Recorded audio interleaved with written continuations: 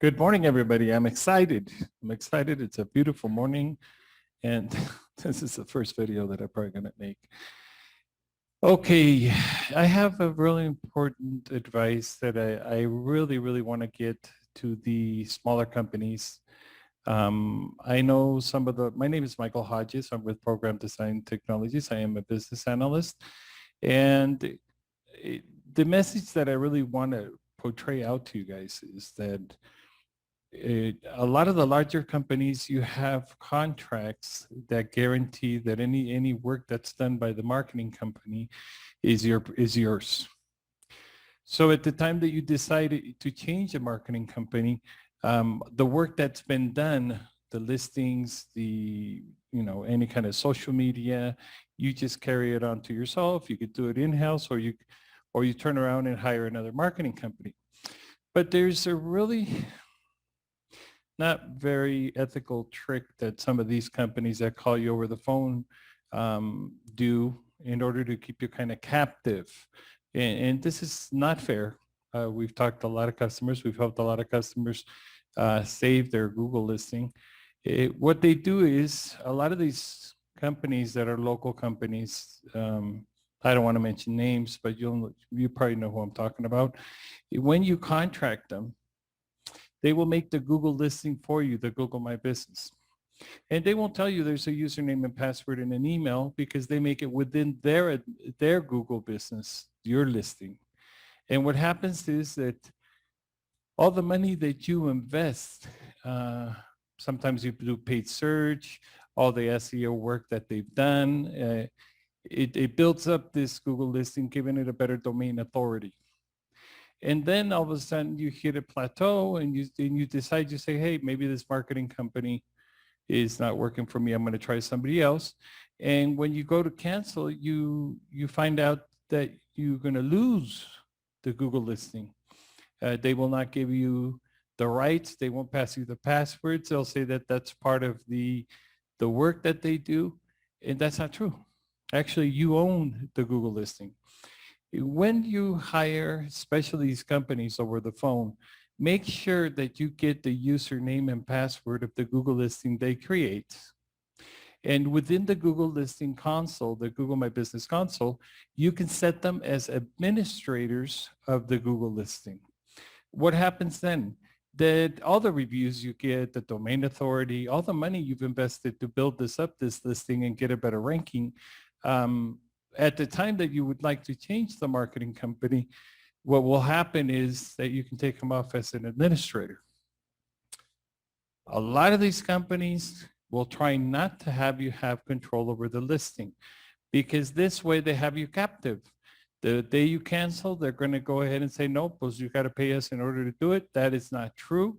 The Google listing is the company's listing and they are administrators. And at the time that you cancel with them, that listing is yours. It is unfortunate, but I have seen a lot of people captive, not knowing what to do after they cancel with a marketing company and the Google listing, they will not give it to them. That's why you see some companies that have 2 or 3 Google listings. That's every company they've hired. They've made it, created it, and then they've kept it, trying to keep the customer captive. If this happens to you, there is a way to claim back the Google listing.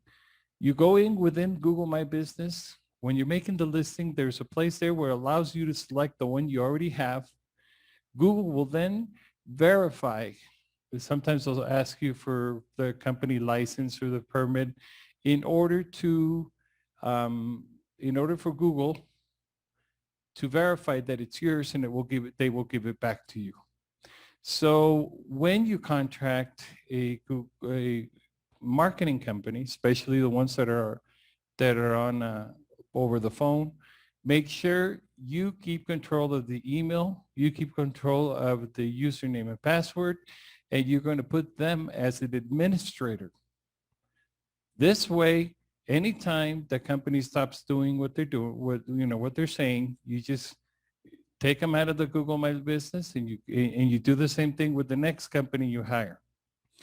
See, this is especially true Because a lot of these companies, what they do is when they first, you know how they take up a setup fee and then they say, okay, we need a setup fee and then a month.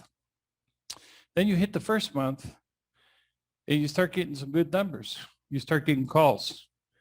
Well, normally what these companies do, they will place a Google ad so that you feel comfortable, but they won't tell you. And then you'll start getting calls and then you get used to paying and getting calls.